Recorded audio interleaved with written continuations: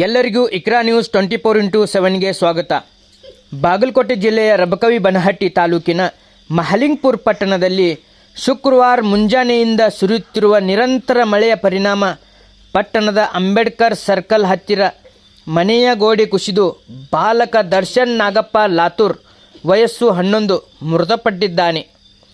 ಬಾಲಕನ ಸಹೋದರ ಶ್ರೀಶೈಲ್ ಗಾಯಗೊಂಡಿದ್ದು ಖಾಸಗಿ ಆಸ್ಪತ್ರೆಗೆ ದಾಖಲಾಗಿದೆ. ಬಾಲಕನ ಕುಟುಂಬ ಪತ್ರಾಸ್ ತಗಡಿನ ಶೆಡ್ ಮನೆಯಲ್ಲಿ ವಾಸವಿದ್ದು ಶನಿವಾರ ಬೆಳಗ್ಗಿನ ಜಾವ ಮುಂಜಾನೆ 5 ಗಂಟೆ ಸುಮಾರಿಗೆ ಇವರ ಬದಿಯ ಮನೆಯ ಗೋಡೆ ಕುಸಿದು ಪತ್ರಾಸ್ ಮೇಲೆ ಬಿದ್ದಿದೆ.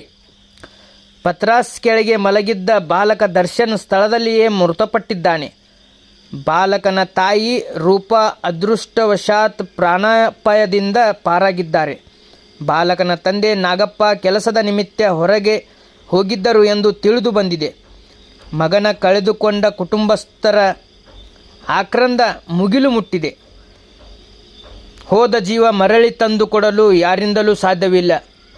ಅತಿಯಾದ ಬಡತನದಿಂದ ಇರುವ ಈ ಕುಟುಂಬಕ್ಕೆ ಆದಷ್ಟು ಬೇಗ ಸರ್ಕಾರದಿಂದ ಇವರಿಗೆ ಇರಲು ಮನೆ ಮತ್ತು ಆಸ್ಪತ್ರೆಯಲ್ಲಿ ಇರುವ ಆ ಮಗುವಿನ ಖರ್ಚು ವೆಚ್ಚವನ್ನು ತೇರದಾಳ್ ವಿಧಾನಸಭಾ ಕ್ಷೇತ್ರದ ಶಾಸಕರಾದ ಸಿದ್ದು ಸವದಿ ಅವರು ತಕ್ಷಣ ಪರಿಹಾರ ಘೋಷಿಸಬೇಕು ಎಂದು ನಮ್ಮ ವಾಹಿನಿಯ ಮುಖಾಂತರ ಆ ಕುಟುಂಬದ ಮನವಿಯಾಗಿದೆ. Bureau report, Iqra news, Mahalingapura.